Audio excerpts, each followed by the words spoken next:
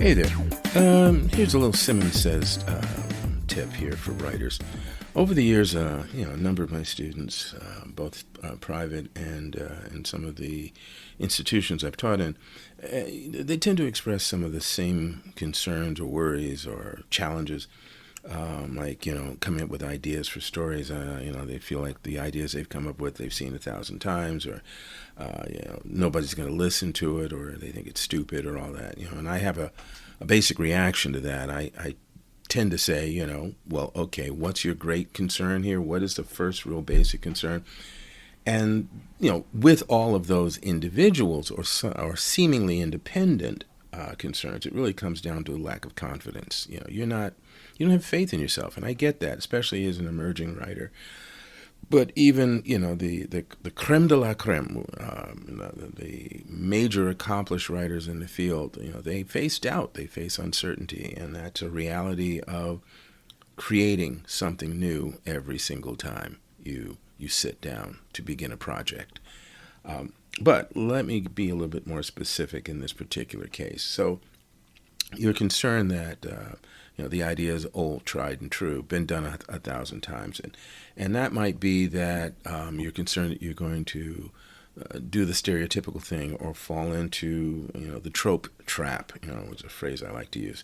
And just for clarity, a trope is sort of an overused theme or idea that you see 1,000 times, and one of them would be the typical horror setting or backdrop or backstory is a group of young people, because you don't see 70-year-olds doing this, but a group of young people are off in the woods for some strange reason, camping, going to a party, whatever, and they get stuck in the woods, and usually there's a creepy house, and they go into the house and they start getting picked off one by one. In real life, A, you wouldn't go into the creepy house. Forget that. Okay. B, once one person got picked off, the rest of you would be out of there. As a matter of fact, the hell with let's stay organized and stay together, they would be splitting out windows, doors, and any other, opening you could find to get the hell away from the threat. But a lot of the creepy horror films are based on this premise, all right? And so you have to find something new to help make it acceptable to the audience. Okay, they've seen this in a bunch of films. Here comes yours, or here comes your book or your play. What makes your play different? You've got the same setup that they're familiar with, but what makes it different? Well, one thing is it's you. I mean, that's the core of it. We're all individuals, and literally every single time that we have an experience. We go through life learning things. We challenge things. We believe in things. It impacts on who we are and how we see the world, and our art filters through that. So it becomes fairly clear that what we believe and who we are is going to affect what we put out, how we tell the story. And so it's up to the writer, the creator in this case, the creative in this case, to dig into themselves and find those moments, those beliefs, those challenges, those questions, that slightly different viewpoint that's yours, that allows you to come at this trope, this predictable scenario, in a slightly different way. To make it yours helps make it different. And then you can, that's the first draft. You're writing it out, you're getting it out of your head, you're getting it down on paper or down on the screen, they're hitting the keyboards or the pen's running out of ink. But either way, you get the story done.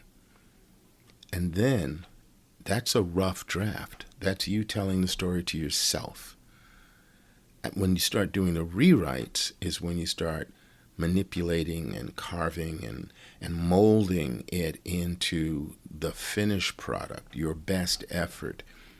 And those rewrites, instead of looking at them as, oh God, I got to do another rewrite, look at them as a series of opportunities to make it even better and to make it different enough so that you don't feel like the tropes, the stereotypes, the stereotypical scenarios are what stand out.